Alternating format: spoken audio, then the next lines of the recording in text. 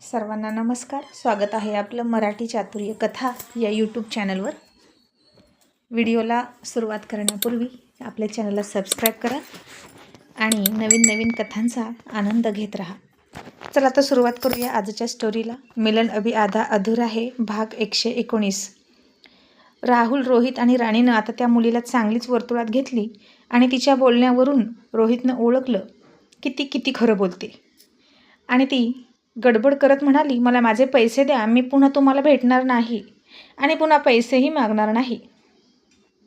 रोहितनं राणीला खुणवलं आणि म्हणाला, राणी तिला तिचे पैसे दे. आणि मग काय, राणीने तिच्या कानाखाली लावून दिल्या आणि म्हणाली, मिळाले का पैसे? आणि ती मुलगी गाल चोळत राणीकडे बघत होती. तसा राहुल घाबरला आणि तो म्हणाला, रोहित अरे हे काय करतोस? आपण तर इथे बोलायला आलोय ना, आणि राणी तू तिच्यावर हात का उचलते? रोहित म्हणाला, दादा तू घाबरू नको, उगीच तुला आणला, आम्ही दोघांनीच यायला हवं होतं. आणि ही 1.5 दमडीची भाड्याची टट्टू आहे, ती काहीच आपलं वाकडं करू शकत नाही, डोंट वरी. आणि मग रोहित त्या मुलीला म्हणाला, हे बघ आता तुझा खेळ संपला आहे आणि आता आमची इनिंग सुरू झाली आहे. आता पटकन सांग, हे सगळं तू कसं कसं केलं आणि कोणाच्या सांगण्यावरून केलं? अगदी पहिल्यापासून सविस्तर सांग. तरीही ती तयारीची मुलगी म्हणाली, नाही मी खोटं नाही बोलत. राणीनं पुन्हा पुढे येऊन तिच्याकडे रागात बघितलं आणि म्हणाली, तू सांगितलं आणि आम्ही तुझ्यावर विश्वास ठेवला, आम्हाला खुळं समजतेस का? आता बोल, पटकन बोल, तू कुणाच्या सांगण्यावरून हे सगळं केलंस? आणि आता तुला खरं बोलावंच लागेल, कारण तुझ्या फोनवरून सगळ्यात जास्त फोन कोणाला गेलेत हे पोलिसांनाही कळलंय आणि तू कुणाचा मोहरा आहे हे माहीत आहे आम्हाला. आणि आता ती मुलगी पुरती फसली आणि म्हणाली, मला सोडा, मी हे संग्रामच्या सांगण्यावरून केलं सगळं, मी सगळं खरं खरं सांगितलं आहे.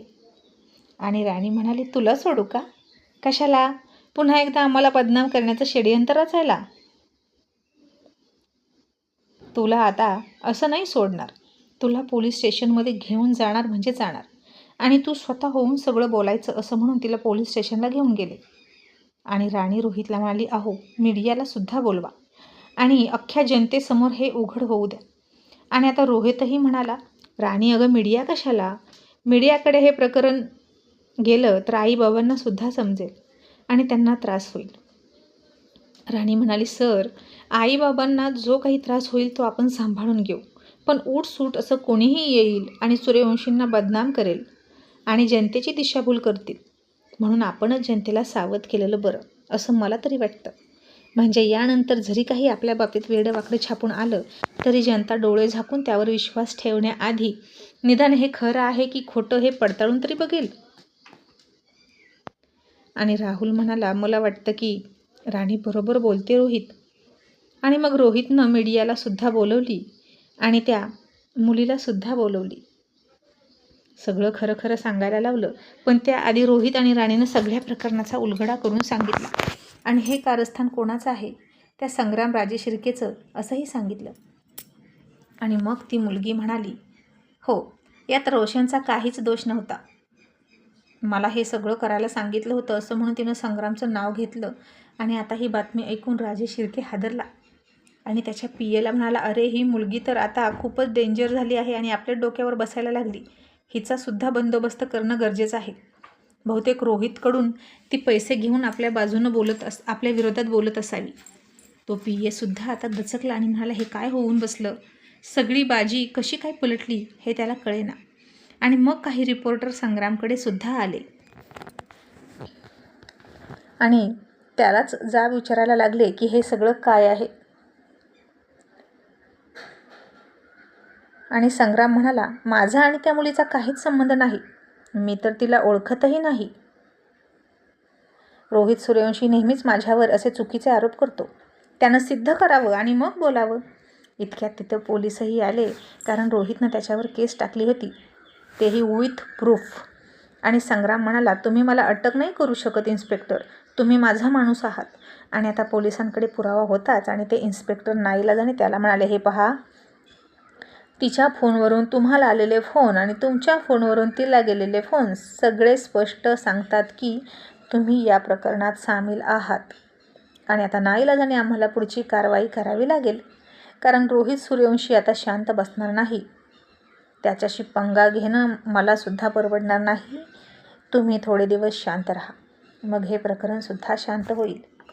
पण मी काय म्हणतो, राजे शिर्के साहेब, तुम्ही जे काही करता ते प्रत्येक वेळी तुमच्याच अंगलट कसं येतं हो? आणि राजे शिर्केनं त्याच्या पियेकडे बघितलं आणि म्हणाला, सगळ्या आयडिया यांच्या असतात आणि म्हणून फेल होतात. आणि तो पिये म्हणाला, आता तुम्ही मला विचारता म्हणून मी सांगतो. माझं तर ते कामच आहे, तुम्हाला सल्ले देणं. मग चुकीचा किंवा बरोबर मी सल्ले देणार, घ्यायचे की नाही तुम्ही ठरवा ना. असं म्हणून त्या पियेनं हात झटकले. आणि आता संग्राम आणि त्याच्या पिये जाम घावले होते. पोलिसांनी संग्रामला सध्या तरी ताब्यात घेतला आणि त्याला घेऊन जात असताना नेमकी रोहितची गाडी आडवी आली. कारण रोहित त्याच्या गेटवर येऊन वाट बघतच बसला होता. सोबत राणीसुद्धा होती आणि संग्राम त्या दोघांकडे रागात बघत होता. रोहित राणीकडे बघून हसून म्हणाला, राणी, तुला माहीत आहे का गं, ती म्हण, रस्सी जल गई पर बल नहीं गया. आणि राणीसुद्धा हसून म्हणाली, आणि मराठीमध्ये सुंभ जळाला पण पीळ नाही गेला. अशीच काहीची अवस्था आहे या मूर्खाची. आणि रोहित म्हणाला, पुन्हा जर सूर्यवंशींच्या नादी लागला तर तुला कायमची चक्की पिसायला लावण्याचं काम माझं. आणि आता झेडपीच्या इलेक्शनच्या तर तू विचारच करू नको, कारण इथे सुद्धा तुझं डिपॉझिट जप्त होणार म्हणजे होणार, आणि त्याचा बंदोबस्त मी करेन. आणि तुझा हितचिंतक म्हणून एक सल्ला देऊ का, जाताना मच्छर छाप अगरबत्ती घेऊन जा. नाही म्हणजे तुरुंगामध्ये मच्छर खूप असतात ना, म्हणून म्हटलं. कारण तुझा मुक्काम तिथून लवकर हलणार नाही याची काळजी मी घेतो. असं म्हणून रोहितनं त्याला डॅशिंग लुक दिला आणि बाय बाय, गुड लक असं म्हणून गाडी स्टार्ट केली आणि 360 अंशाच्या कोणामध्ये गोल फिरला. तेही नॉनस्टॉप. त्यानं एक वर्तुळ पूर्ण करून गाडी गोल गोल फिरवली आणि पुन्हा गाडीचं तोंड होतं त्याच दिशेला केलं. आणि राणी तर हादरलीच, सीट बेल्ट पकडून बसली. मग त्यानं गाडी स्टार्ट केली आणि स्पीड वाढवलं आणि झिंगाट गाडी घेऊन घरी गेला. आणि मग काही अंतर गेल्यावर ती स्थिर झाली आणि आपण हवेतून नाही तर जमिनीवरून निघालो आहे हे तिच्या लक्षात आलं. आणि राणी हसून म्हणाली, वाव सर, मला तर हे सगळं पिक्चरसारखं वाटते. आणि तुम्ही किती डॅशिंग आहात हो.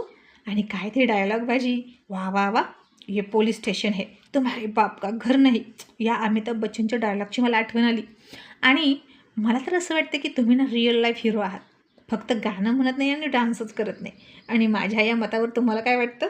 आणि तो हसला आणि म्हणाला, आता तुला वाटते तर मी काय करू, असेलही कदाचित. आणि आता या प्रकरणाचा फडशा पाडूनच रोहित घरी आले आणि राणीही घरी आली. आणि रोहितला जास्त प्रचाराची गरज नव्हती आता, कारण त्यांचं बरंचसं काम आधीपासूनच झालं होतं आणि त्याचं काम बोलत होतं. आणि जी काही जनतेच्या मनातली साशंकता होती ती सगळी या प्रकरणानं दूर होण्यास कदाचित मदत झाली असावी. उरलं सुरलं काम या बातमीनं करूनच टाकलं होतं. मग रोहित राणीनं घरी आल्यानंतर जानकी आणि मल्हाररावांना सगळं सविस्तर सांगितलं. रोशनवरची आणि पर्यायाने सूर्यवंशी घराण्यावरची त्या मुलीची बॅद टळली म्हणून जानकीने देवाला हातच जोडले आणि माझ्या मुलांना असंच एकत्र ठेव आणि एकमेकांची ढाल बनवून त्यांना राहू दे. या आनंदात सोनम म्हणाली, आपण एक गेम खेळूया, उद्या संडे आहे, तुम्हीही लवकर झोपायला कुणीच जाऊ नका. राणी म्हणाली, पण माझं स्टडी आहे. आणि रोहित म्हणाला, राणी, मला माहीत आहे तुझं सगळं स्टडी कंप्लीट आहे, तर ही प्रत्येक स्टुडंटला वाटते तशी भीती तुला वाटते हो की नाही, की माझा अभ्यासच झाला नाही. आणि ती म्हणाली, हो. रोहित म्हणाला, मग हा गेम खेळ आणि फ्रेश होशील आणि अभ्यास कर पुन्हा एकदा. आणि मग कुणी गाणं म्हणत होतं, कुणी नकला करत होतं. आणि रोहित म्हणाला, मी ना राणीचा मेकअप करणार. आणि राणीला त्यानं डोळे झाकायला सांगितलं आणि तिला पेननं दाढी मिशी काढली. आणि जेव्हा तिला डोळे उघडायला सांगितले तेव्हा तिच्यासमोर आरसा होता आणि सगळे तिच्याकडे बघून हसत होते. आणि राणी चिडली आणि सोफ्यावरची उशी घेऊन रोहितच्या मागे धावली त्याला मारायला. आणि रोहित गेला टेरेसवर पळून. मग राणी गेली बेडरूममध्ये रुसून आतून दरवाजा लावून घेतला. रोशन तिला हाक मारायला लागला आणि ती म्हणाली, आता मला नाहीच यायचं.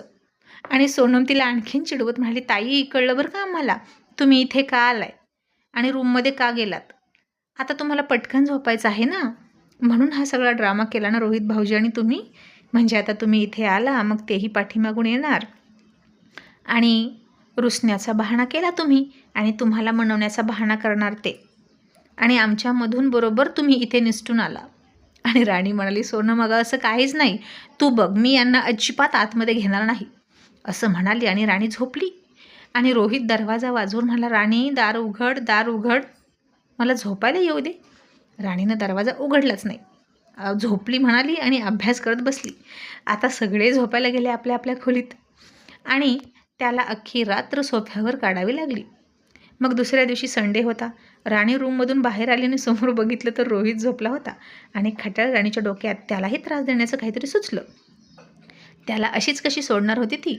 आणि थोडासा विचार करून ती किचनमध्ये गेली, कॉर्नफ्लॉवर घेतलं, त्याची पेस्ट केली आणि रोहितच्या काळ्या दाढीला मिशीला पांढरं करून टाकलं आणि म्हणाली, सांता क्लॉज, आणि हसून किचनमध्ये गेली.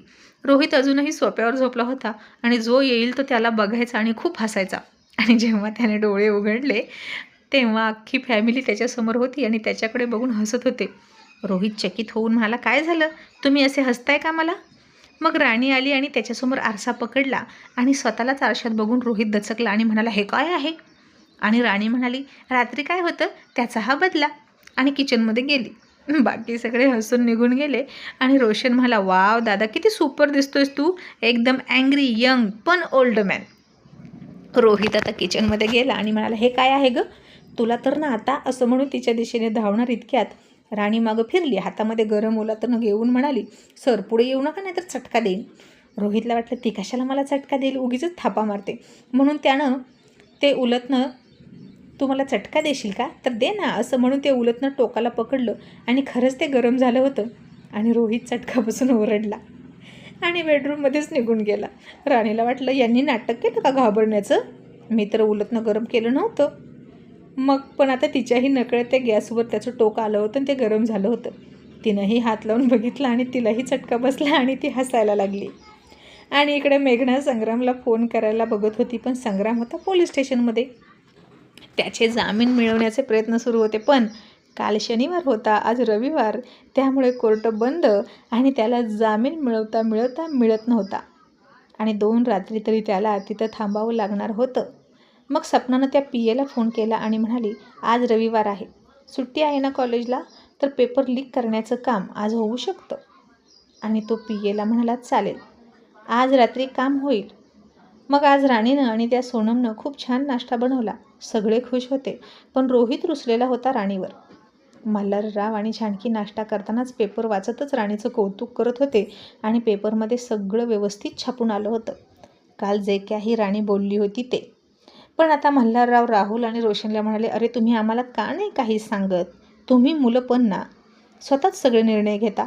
आणि रोहित म्हणाला, बाबा आता आम्ही आहोत ना, मग तुम्हाला टेन्शन घ्यायची गरज नाही. आणि जानकी म्हणाली, आणि राणीसारख्या बायकोची साथ असेल ना आणि तिच्यासारखी सून असेल तर एकदम निडर आणि खमकी, तर मग काय बघायलाच नको. आणि रोहित हसून म्हणाला, ए राणी, आज चिकन, आज संडे आहे ना, मस्त बेत होऊ दे. राहुल म्हणाला, राणी फिश. आणि रोशन म्हणाला, वहिनी मला मटण बिर्याणी, तीही फक्त तुझ्या हातची. आणि सोनू म्हणाली, हे काय, मग आम्ही काय करणार, सगळं जर राणीताई करायला लागल्या तर. रोशन म्हणाला, तुम्ही हेल्पर म्हणून थांबा ना तिच्या हाताखाली. सोनम म्हणाली, रोशन, अरे पण ताईंची परीक्षा आली आहे, त्यांना अभ्यास करायला नको का, आम्ही करतो ना हे सगळं. आणि राहुल म्हणाला, नाही नाही नाही, मला फिश राणीच्या हातचेच पाहिजेत. आणि राणी म्हणाली, ठीक आहे सोनम आणि सपनाताई, तुम्ही मला फक्त मदत करा, मी सगळं फोडणीला टाकते. आणि मग आता मल्हारराव पेपरमधली एक बातमी वाचत म्हणाले, अरे रे, गावठी दारू पिऊन 7 जणांचा मृत्यू, किती वाईट बातमी आहे नाही. लोक व्यसन का करतात काय माहीत, व्यसनाने संसारही होत नाही, अधोगतीला सुरुवात होते आणि जीव जातो तो वेगळाच. आणि आता व्यसन करणं वाईट आहे म्हटलं तसं सपना, राणी आणि सोनमनं लगेच आपल्या आपल्या नवऱ्याकडे बघितलं आणि हे तिघे बदमाश आपण त्या गावचेच नाही असं भासवायला लागले. आता ते घेतात हे आईबापाला माहीत होतं, पण असलं घरात काही करायचं नाही असा त्यांचा दम होता. घर घरासारखं राहिलं पाहिजे. आणि जरी घेतली ना तरी आईवडिलांसमोर पाय लटपटत येत नव्हते कधी. घराचा बार आणि बारचं घर करायचं नाही. मग आता बाकी सगळे निवांत असले तरी रोशन रोहित बाहेर गेले. थोडीशी इकडची तिकडची कामं केली आणि स्वयंपाक तयार होतच आला होता. राहुलच्या नाकात वास शिरत होता. तो बेडरूममध्ये बसला होता काम करत, आणि फिश तळलेला बघून तो रोहितला फोन करून म्हणला, रोहित एक काम कर ना, येताना घेऊन ये की. यार जेवणाच्या आधी थोडी थोडी घेतलीच पाहिजे, त्याशिवाय मजा नाही येणार. आणि रोहित मला, दादा हे तू बोलतोस का? मी तर तुला श्रावणबाळ समजत होतो. राहुल म्हणाला, गप रे, मी श्रावणबाळ आणि तू कोण जमदग्नी की परशुराम? तू घेऊन ये ना. रोशन म्हणाला, अरे पण कसं आणायचं? आईबाबांना घरात आणलेलं चालत नाही, माहीत आहे ना. आणि एक काम करूया, आपण ना आपलं जेवण घेऊन फार्म हाऊसवर जाऊया, तिथं खाऊया पिऊया. राहुल म्हणाला, अजिबात नको, पक्वास आयडिया आहे ही. काहीही करा पण घेऊन या, आईबाबांना कळलं नाही पाहिजे. आणि रोशन आणि राहुलनं एक शक्कल लढवली. कोल्ड्रिंकच्या 3 बाटल्या घेतल्या, त्या रिकाम्या केल्या, त्यामध्ये ड्रिंक भरली आणि घेऊन आल्यानंतर गुपचूप फ्रीजमध्ये ठेवले.